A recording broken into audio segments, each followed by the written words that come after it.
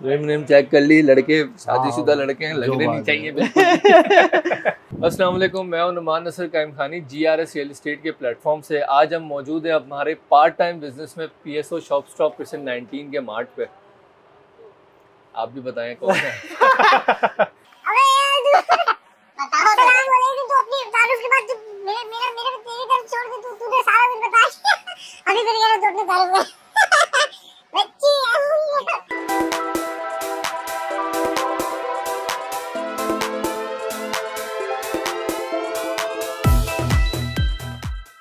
अच्छा, आप लोग सोच रहे होंगे रियल एस्टेट का बंदा मार्ट में क्या कर रहा है। मार्ट हमारा यहाँ पे एक पार्ट टाइम बिजनेस है और मैं और सलमान भाई और हमारे दो और दोस्त हैं, हम 4 दोस्त हैं जो कि GRS रियल एस्टेट में ही होते हैं और रियल एस्टेट का ही काम करते हैं। तो हमारे पास एक अपॉर्चुनिटी आई थी बैरियर में, क्योंकि हम बैरियर के रेजिडेंट भी हैं, तो हमने इस अपॉर्चुनिटी को अवेल किया बगैर इस बात के कि हमें महीने का 10,000 बचेगा या 20,000 बचेगा। Just for the experience purpose हमने इस अपॉर्चुनिटी को अवेल किया।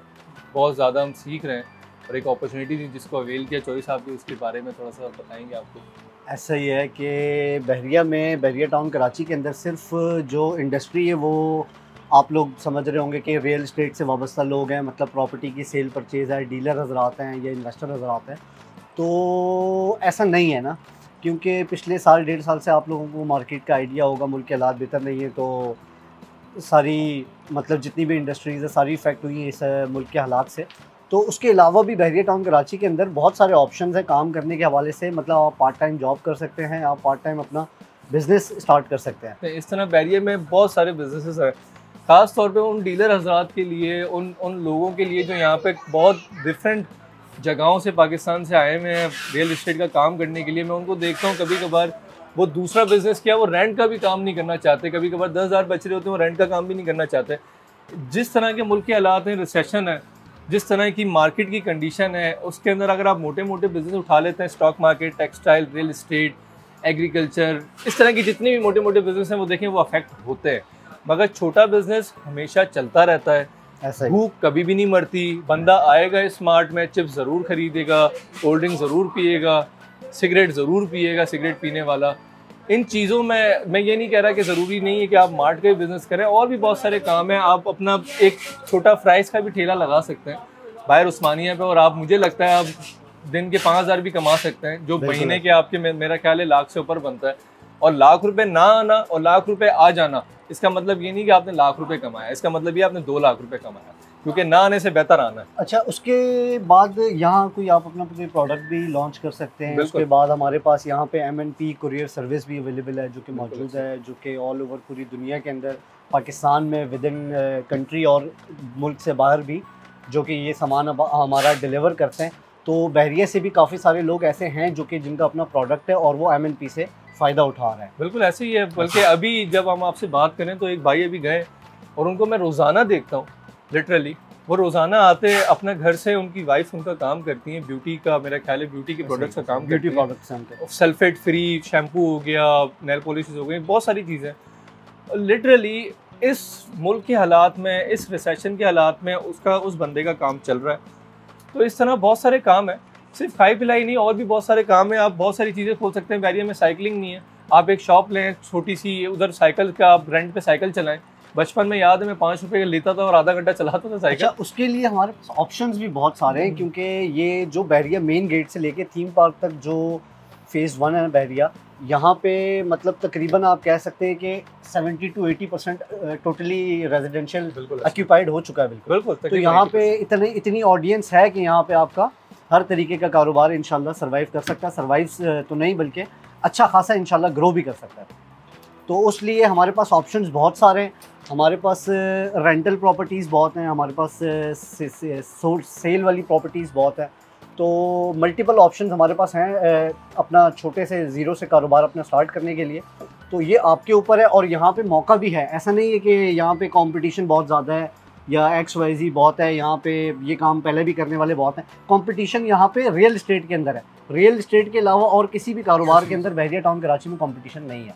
तो मतलब आप यहाँ पे कोई भी अपना आइडिया जो है ला के उसके ऊपर इंशाल्लाह कामयाब हो सकते हैं, अपना काम कर सकते हैं आप। बिल्कुल, प्रॉपर मार्केटिंग हो, प्रॉपर आइडिया हो आपके पास, कुछ भी नहीं करना आपको अगर आपको छोटे से छोटा भी सेटअप डालना है, आपको बर्गर बनाना है, बन कबाब, आप लिटरली इम्तियाज़ के सामने जाएं, AQ बाज़ार के नाम से एक छोटी दुकानें बनी है, वहाँ पे आपको शॉप मिल जाएगी फ्रंट की, मेरा ख्याल है 400-500 स्क्वायर फीट की।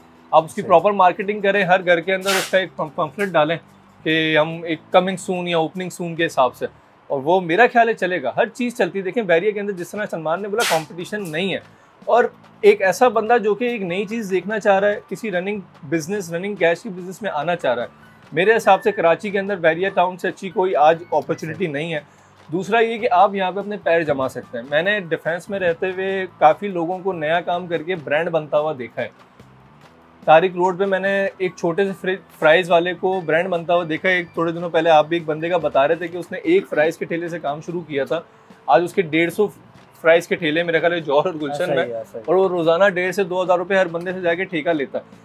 तो मैं ये नहीं कह रहा कि आप जाके ये पर्टिकुलर काम करें खाई पिलाई का, मगर ये है कि एक नई जगह है, नया टाउन है, पूरी पाकिस्तान से लोग यहाँ पे आना चाहते हैं, और मेरे हिसाब से आज पाकिस्तान के अंदर जो कि पढ़ा लिखा तबका है, अच्छी जगह रहने वाला, जो अच्छे लाइफस्टाइल में रहना चाहता है, उसके बाद इस्लामाबाद और बैरिया टाउन कराची के अलावा मुझे नहीं लगता कि कोई जगह है। सिक्योरिटी और इधर काम करने के लिहाज से एनवायरनमेंट के बारे में भी नुमान भाई आप बिल्कुल, मैं आपको बताता हूँ, मेरा अगर सैटरडे नाइट होती है तो अराउंड आप समझ लें कि 2.5 to 3 लाख रुपीज़ की मेरी सेल होती है।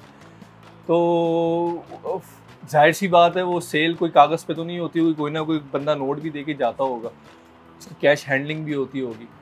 तो ये दरवाज़ा हर वक्त खुला रहता है, और 24/7 मार्ट है, ये कोई 10 घंटे ना 12 घंटे का मार्ट है। मुझे आज तक अल्हम्दुलिल्लाह ना यहाँ पे मैंने कोई बंदा चोरी करते हुए पकड़ा है, ना यहाँ पे मेरा कभी कैश लीकेज हुई है, ना आके यहाँ पे ये बंदा गुलाम भाई खड़े हैं, कभी इनके साथ किसी ने कोई बदतमीजी की, इस तरह का मतलब कोई इन्वायरमेंट है ही नहीं। चोर चकारी तो दूर की बात है, अगला बंदा जो यहाँ पे रहता है उसका माइंड इतना पीस में होता है कि वो आपसे ज़्यादा बहस करता ही नहीं है। हाँ कुछ लोग होते हैं, मगर आप अगर बोलेंगे कि 100 में से एक बंदे की बात करें तो बात करना गलत है। अगर 95 बंदा यहाँ पे बहुत ज़्यादा ईज ऑफ माइंड में रहता है, तो सिर्फ वो वजह यही है कि बैरिया ने एनवायरनमेंट ऐसा दिया हुआ है कि बंदा अपनी बीवी से लड़के भी बाहर आता है तो पार्क में बैठ के बच्चों को देख के खुश हो जाता है।